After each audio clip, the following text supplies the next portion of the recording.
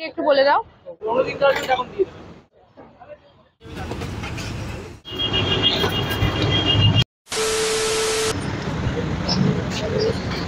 এটা কি হচ্ছে দাদা? চাইনিজ পরোটা ম্যাম। চাইনিজ পরোটা? হ্যাঁ ম্যাম। আচ্ছা, চাইনিজ পরোটা কেন নাম? ম্যাম আমরা যখন দোকান খুলি তখন প্রথম কাস্টমার আমাদের চাইনিজ ছিল, সেই হিসাবে চাইনিজ নাম হয়ে গেছে ম্যাম। আচ্ছা, মানে যেহেতু উনি প্রথম এসেছিলেন চায়না থেকে? হ্যাঁ ম্যাম, চায়না থেকে। এখান থেকে অনেক ফরেনার এসেছে ম্যাম, নিউজিল্যান্ড বলুন, আমেরিকান বলুন, অস্ট্রেলিয়া বলুন, ফিনল্যান্ডে এসেছিল, বাংলাদেশ অনেক এসেছিল, এমনকি সাউথ কোরিয়া থেকে এসেছিল। আচ্ছা, এখানে কি আছে? এখানে ঘুগনি আছে, আলুদম আছে, ডিমের কারি আছে, আলুর দম। আর এই সাইডে তো সব ঘুগনি, ডিম এগুলো কি সাজিয়ে রাখা হয়েছে? আচ্ছা, এটা হলেই কি শেষ নাকি এখনো আছে? আরো আছে। কটা থেকে দোকান খোলো? সকাল 6টা থেকে বেলা 1টা পর্যন্ত আপনি পরোটা পাবেন।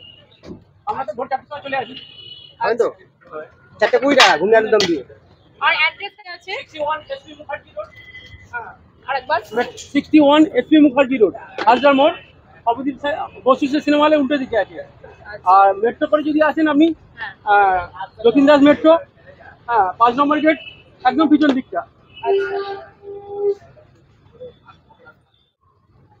মানে যতীন দাসে নেমে একদম 5 নম্বর গেটের মুখেই।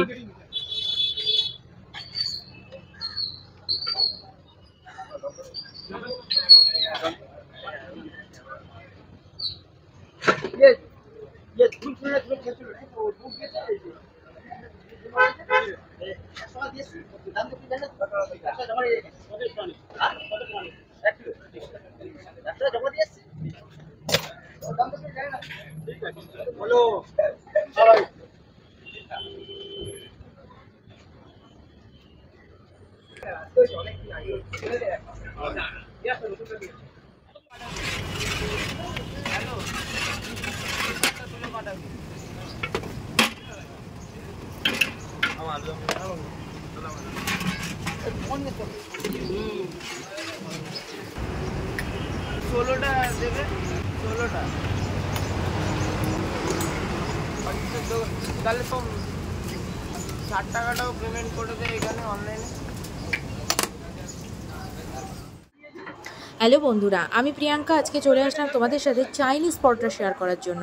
অলরেডি কিন্তু আমি ভিডিওর মধ্যে দেখিয়ে দিয়েছি, তাও তোমাদেরকে বলে দিচ্ছি কেন নাম হলো চাইনিজ পরোটা, সেই সঙ্গে এটা কোথায় পাওয়া যায় সবটাই কিন্তু আমি ভিডিওর মধ্যে পুরো বৃত্তান্তটা বিবরণ করে দিয়ে দিয়েছি। তোমাদের কিন্তু ভালো করে দেখে এখানটায় তোমরা পারলে এখানে চলে যেও এবং এখানকার খাবারটা ট্রাই করো। আমার এই চাইনিজ পরোটাটা দুর্দান্ত লেগেছে, জাস্ট অসাধারণ। আমি কিন্তু এখানে 3 থেকে 4 বার চলে গেছি।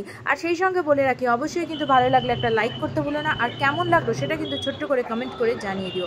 আর সেই সঙ্গে বলে রাখি, দে প্রিয়াঙ্কা চ্যানেলটিকে কিন্তু সাবস্ক্রাইব করে রাখতে হবে, আর পাশের বেল আইকনটি কিন্তু না বাজালে পরে আমার অল নোটিফিকেশান কিন্তু তোমাদের কাছে ফার্স্ট চলে যাবে না। আর সেই সঙ্গে বিনীত অনুরোধ, আমার পাশে থাকো, সাপোর্ট করো, যাতে আরও ভালো ভালো কাজ করে আমি সামনে এগিয়ে যেতে পারি। আর সেই কারণে সেই জন্য কিন্তু তোমাদের ভালোবাসাটা, তোমাদের সাপোর্ট একান্ত প্রয়োজন। চলো ভিডিওটা দেখে। না না, এই নিয়ে আমরা তো তাহলে এই 3-4 বার হয়ে গেল, আরো তাহলে যতবার আসবো ততবার। না না, এইটা 20 টাকা আলুদম ঘুগনি দিয়ে।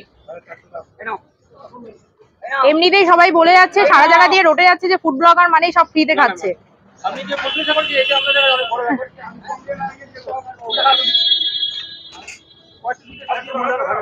না সেটা তো অবশ্যই, কিন্তু বেশিরভাগ মানুষের কাছে রটছে কি ফুড ব্লগার মানেই সব ফ্রিতে খাচ্ছে।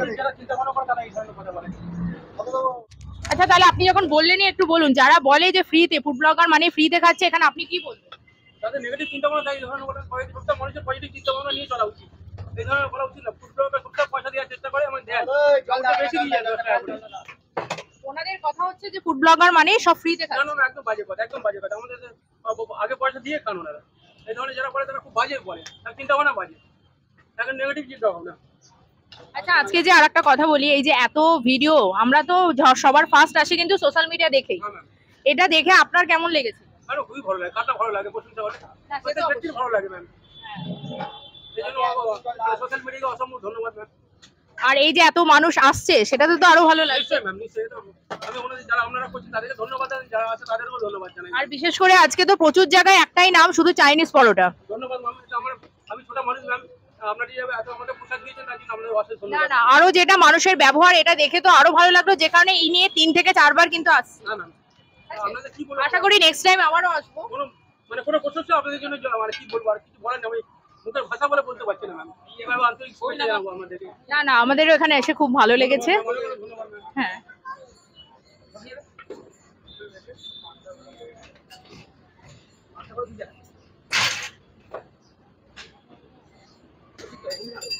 भैया क्या बोल रहे हो? खाएगा तो हाँ खाएगा कैसन बात हो चाचा भाई बाबू একটা কথা ফাইনাল, সেটা হচ্ছে অনেকেই বলে যে এই যে যে তেলটা দিয়ে ভাজা হচ্ছে, হ্যাঁ ম্যাম। হ্যাঁ এটা কি রেগুলার বেস তেল নাকি সেই আবার জমা হচ্ছে আবার এটা জমা হয় না, আমরা এটার মধ্যে বড় চাটুর মধ্যে এটাই পারতাম, কড়ার মধ্যে তেল অনেক জমে থাকে আর চাটুর মধ্যে তেল জমে থাকে না, এটা রেগুলার বেশি তেল হয়, এটা দিনের দিনই হয়ে যাচ্ছে? দিনে দিনে হয়ে যাচ্ছে। এখানে এখানে করা হলে আমরা অনেক তেল দিয়ে ভাজি তো, ওটা অনেক বড় জায়গা, এটা সেলফ তেল রয়ে যায় আর পরে তার মধ্যে আবার তেল ঢেলে দেয়, পোড়া তেলের মধ্যে আবার রাতের তেল মিশিয়ে ওরা করে, কিন্তু এটা দিনে দিনই তেল শেষ হয়ে যায় এর মধ্যে। মানে তেলটা যে কালো হয়ে যাবে বা কিছু সেটা এরকম কোনো ব্যাপার না, এরকম কোনো ব্যাপার কোনো নেই, ব্যাপার তাই না। তো? আমরা ব্যান্ড তেল ইউজ করি, আচ্ছা টোটালি ব্যান্ড তেল ইউজ করি। আচ্ছা, ঠিক আছে। হ্যাঁ তো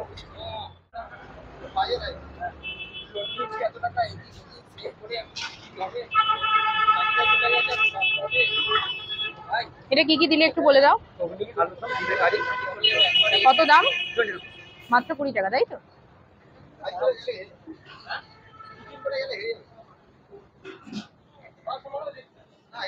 হয় না